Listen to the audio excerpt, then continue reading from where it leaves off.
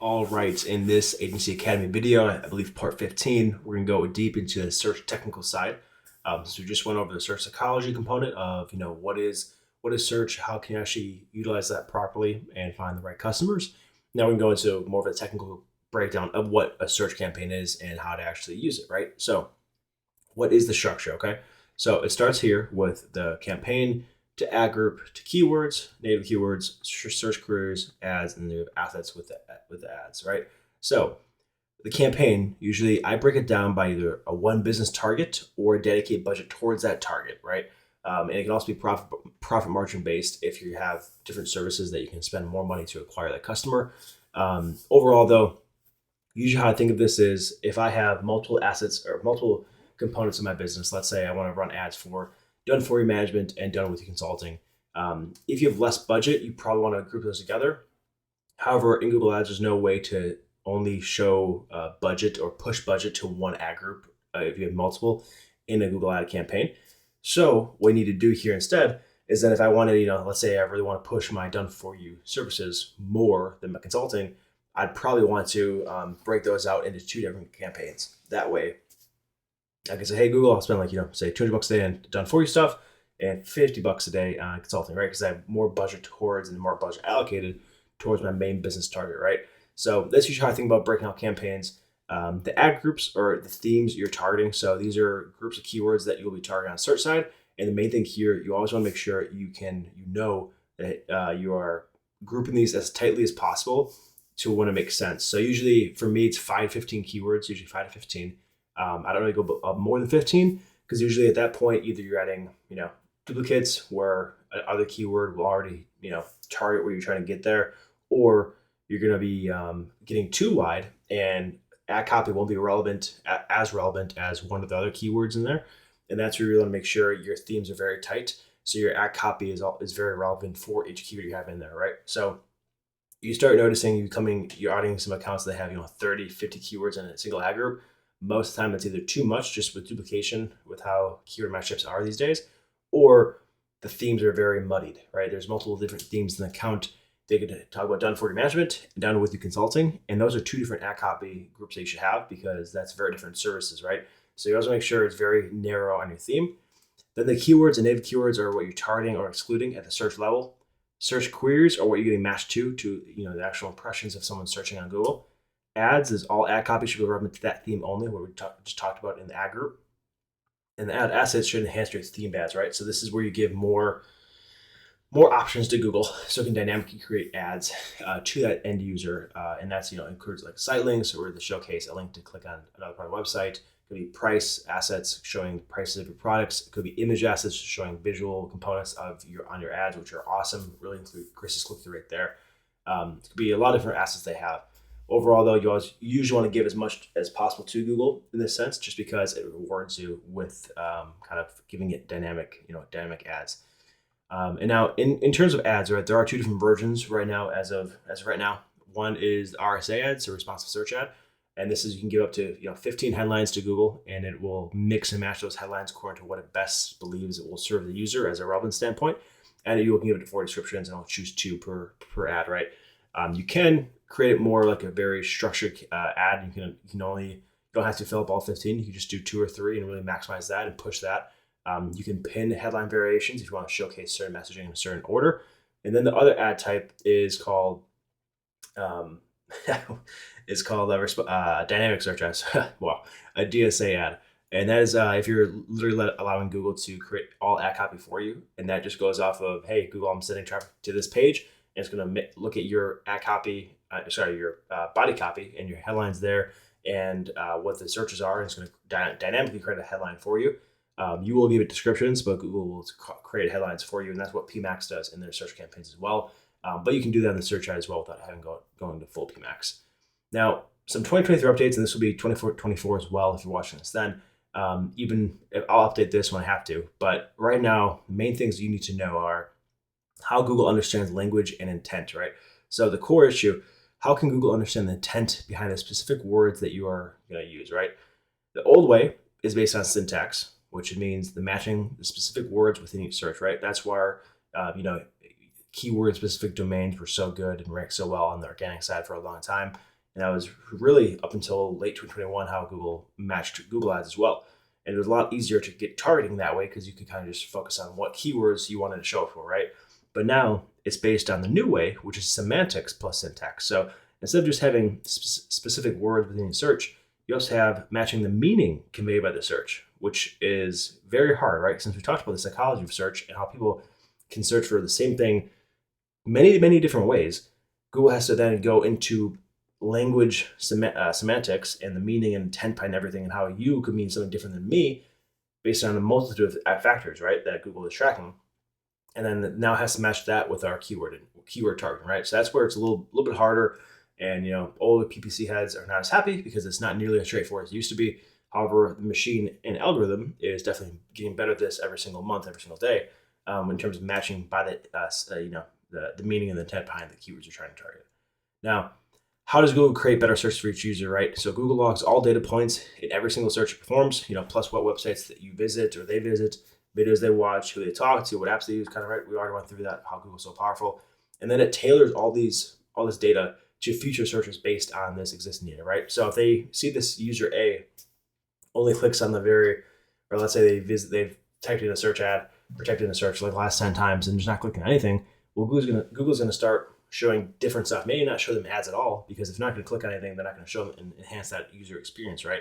So you always got to remember every single search and auction you're in is going to be dynamic, and it's going to be different than the next auction and the next person that searches for your products or the keyword that you're targeting, right? So always remember that. Now, getting into the match types, there's 3 different match types you have right now in Google. Probably in the future it's going to go less and less and less, but right now we still have 3. And what are different match types, right? So it tells Google how closely the keyword needs to match the user search query, right? Again, how closely. There's no more true exact match anymore. It's how closely the keyword is, and let's break that down why, right? So broad match equals comprehensive matching right now. And this is copied straight from Google help library. So it's as up to date as possible and not, giving my true opinion yet on what you should do. So what does comprehensive matching mean, right? Ads may show on searches that relate to your keywords. aka doesn't have to be the direct meaning of your keywords. It's relation based. Keywords relate.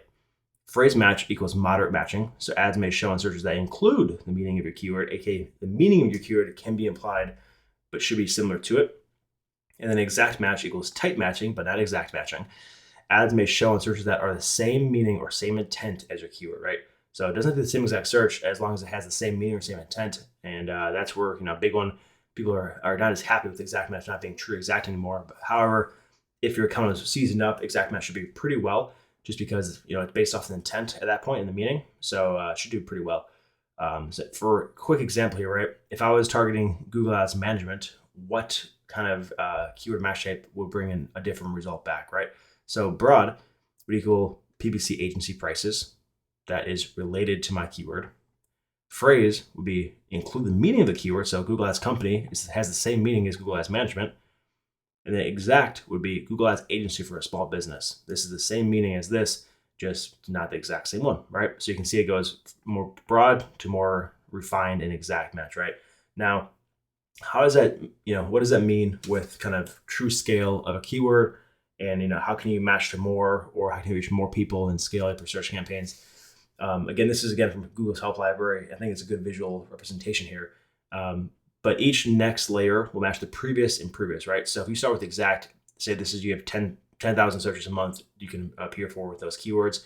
Let's say phrase is 50,000, and let's say broad is 100,000, right? Again, not to scale, not saying those are correct numbers, but that's how you need to think about it. If you stay with exact, you're only going to reach a smaller amount of the market in terms of your impression share and what you can actually show up on. Phrase will be more, but still not all of it. And then broad will be true scale and kind of getting as many searches as possible, but again, not as tight in terms of matching usually. And it's usually better for more seasoned accounts when you're trying to scale. Usually starting with exact or phrase is better if you have a newer account or less spend, just because you want to make sure you're giving the algorithm what it needs and not relying off broad if you don't have to. But getting into broad match, right? Why I think this is the best keyword match type if you're more of a seasoned account, and if you're I would say spending over a couple $100 on search a day. I really think you should be trying to be using broad. You should be testing at least quarterly as an experiment in your account to see if it's viable for you, because you get additional help from the black box of Google to help you, right? So instead of just relying on the keyword targeting and your native keywords and your ad copy, you also get help from smart bidding if you're using RSA, so responsive search ads, and broad match and smart bidding, right? It's a Google love triangle. But what additional information do you get here that is so amazing? You get Google will then look into the searcher's recent search history and activity, searcher's location, the content of the landing page you're using. So it's actually going to read your ad copy, your visuals, your call to actions, and then other keywords in your ad group to understand true keyword intent, right? And this is where having a very themed and tightly targeted ad group in terms of what you're trying to target, what the messaging is of that ad group theme-wise is so crucial, because if you're using broad match, it's going to go into all this other stuff that you don't get if you're using phrase or exact, and it should help you kind of find people that, it's more of an audience targeting. That's how I view broad match right now in 2023. It's audience targeting. You're not targeting keywords specifically here. You're targeting people who are typing in related searches and are doing actions related to someone that might be a good customer or a good lead for you. And that's where broad match is so powerful, is the ability to scale and go after people that you would never get if you just did exact match. But that's also the same detriment. It's harder to reach that, profitability if you're starting with a lower account, don't have enough conversions in a 30-day period, all that kind of stuff that makes a big deal basically to actually if broad match can be viable for you, or just gonna waste money in that campaign. Now, negative keywords, right? So if you have keywords which you're targeting, what are negative keywords? What's the opposite? So this is again the beauty of search, is you can actually exclude search terms from your campaigns to make sure you don't spend you don't waste money on keyword searches that are unqualified for you or you don't want to show for. Maybe it's too top of the funnel, maybe it's too bottom of the funnel, whatever strategy you're using in terms of, who are you targeting this campaign. And there are three types, just as there are on keyword targeting, there are three types of native keywords. So you have broad match as well, which is just, by itself. So ads won't show the search contains all your native keyword terms, even if in different order. So let's say if I had running shoes as a broad match native keyword right here, blue tennis shoes would show, running shoe would show, because I didn't tell you yet. For native keywords, it has to be exactly what you put in there, no matter what kind of match type, the exact thing has to come across. So running shoe would show if running shoes, plural was a keyword. So you always want to make sure you add plurals, misspellings, anything like that. Does not matter the match type itself. Want to make sure you contain all that, because it's based on some syntax matching here. So it has to be exactly what you put in here.